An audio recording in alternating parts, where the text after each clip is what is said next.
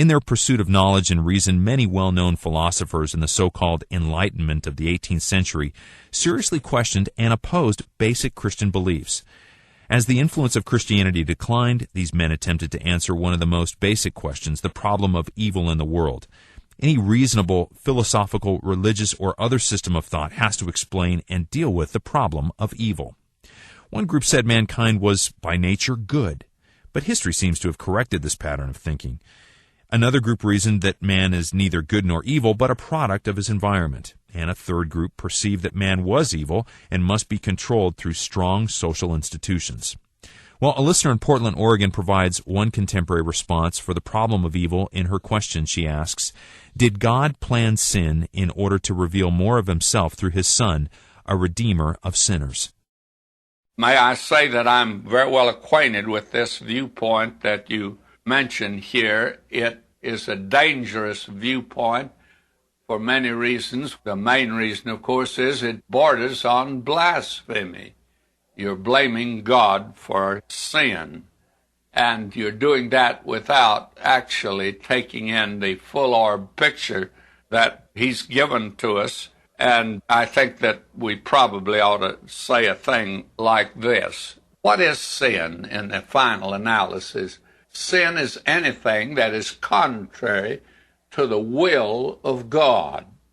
And sin is not possible in his universe. All he's making are robots, or even some angels, that all they do is just cry out, holy, holy, holy, all the time. But even we're told that some of the angels fell.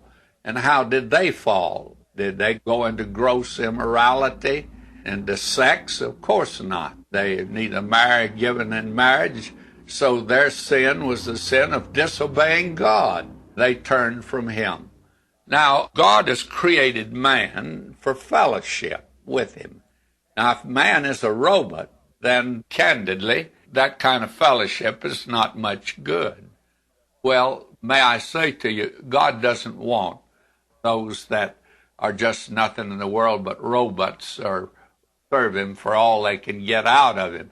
You see, that was the charge that Satan made against Job, is that he was a time server, that you put a little heat on him and he'll turn from you. And now God is proving that in the world. He's created man with a free will, and that free will had to have an opportunity to exercise itself.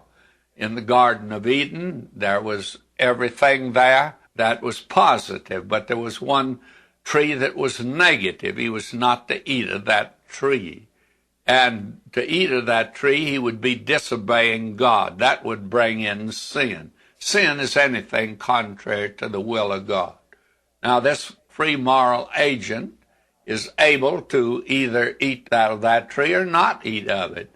And God did test him, there's no question about that. But to say that God created sin, well, he can't do anything contrary to his own will. He always does that which pleases himself. So he didn't create sin, but he created a creature that was capable of doing the will of God or not doing the will of God. He had free will, and that was the position man was in the Garden of Eden. And to a limited degree, every person today has a free will.